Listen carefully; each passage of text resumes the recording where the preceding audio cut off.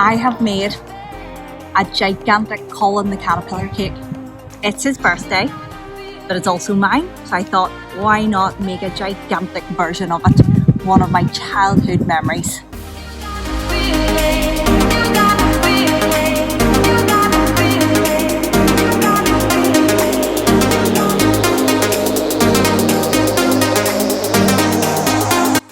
Hi, I'm Suzie Lee, and I am going to be making a caterpillar cake. Not a teeny tiny miniature size one, but you can see a gigantic Colin caterpillar cake. It's Colin's 30th birthday. I am 30-something. It's my birthday week, so I thought, why not add to the celebrations and make a gigantic version.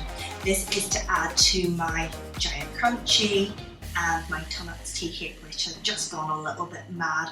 So I thought, why not do something fun? And I have lots of friends and family to be able to feed this to afterwards. So I'm going to make my gigantic version, but I'm going to scale it down for a normal size Swiss roll version for you guys to make at home. But my key ingredients are Swiss roll, which I've been very lucky. Chris from the country kitchen allowed me into his kitchens and he helped me make these gigantic Swiss rolls. So very lucky there, because this would not have been able to fit into my oven. Then we have some melted white chocolate to make the lovely face of Colin. Then some delicious chocolate buttercream. And then your solid melted milk chocolate, and I've added a little bit of dark chocolate just to give it slightly more intense flavour, and some Smarties to decorate over the top. So I think we should just get started. I'm going to do this as a time lapse because it's going to take a while, so bear with me. It's an experiment, but I think it's going to be a lot of fun.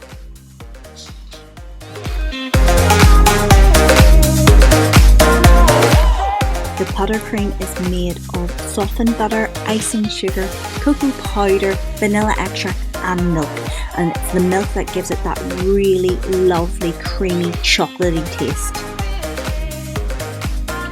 In this pot I have milk chocolate and dark chocolate melting at a very low heat. And this is Colin's outer shell. Yes, it is pure chocolate and it is just divine.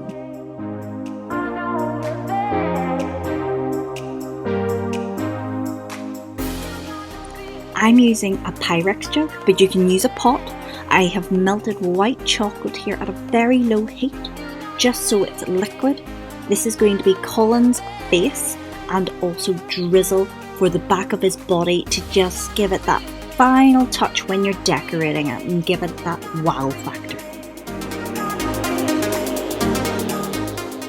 The buttercream is finally done. It is velvety smooth and ready to spread on the Swiss roll. The white chocolate is now fully melted. It's ready to pour. I put a piece of baking paper on top of a baking sheet. This just makes it easier to transfer. I now pour the white chocolate directly on top of it and use a spatula and make it into the shape of Colin's face. Now on to the buttercream. As you can see, I spread it all the way to the edges and then I just kept going and I kept rolling. That was sheet 2. Swiss roll sheet 3.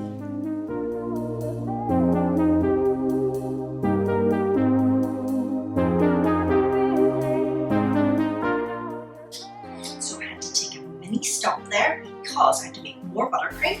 As you can see, this is 3 layers of Swiss roll. It's pretty gigantic and I'm going to measure it. We have got it to be about 9 inches. 3 more sheets which I'm going to be able to use. A wee mini one is about an inch. So I think that's pretty impressive. So I'm going to keep going and I just think this is going to be quite cool. So I'm going to put it on time lapse again, so enjoy. So onto my 4 Swiss roll. I decided I was pretty much at capacity, so I buttercreamed the board, rolled it on and started to buttercream the whole log.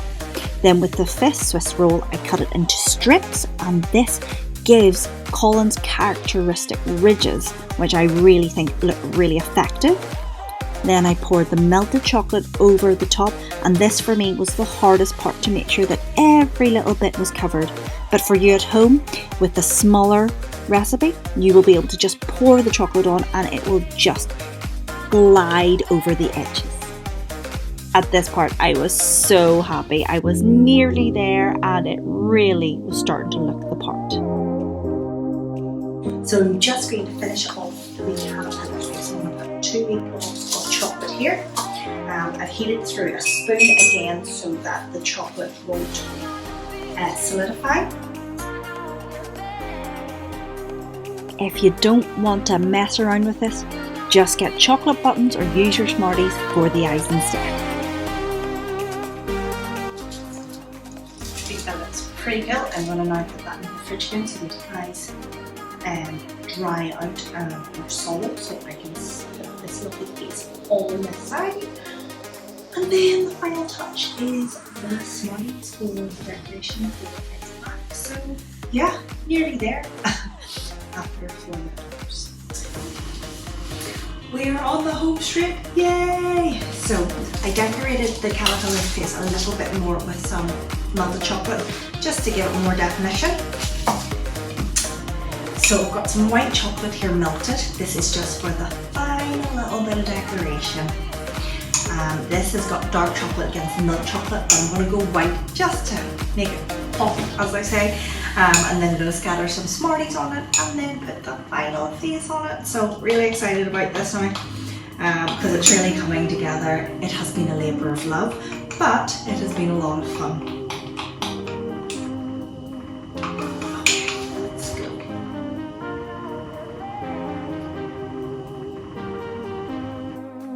My top tip for melting chocolate is also using the microwave. For this really small amount, you will only need it to be blasted for 30 seconds and that's it. Now I'm just throwing on some Smarties and just making it pretty.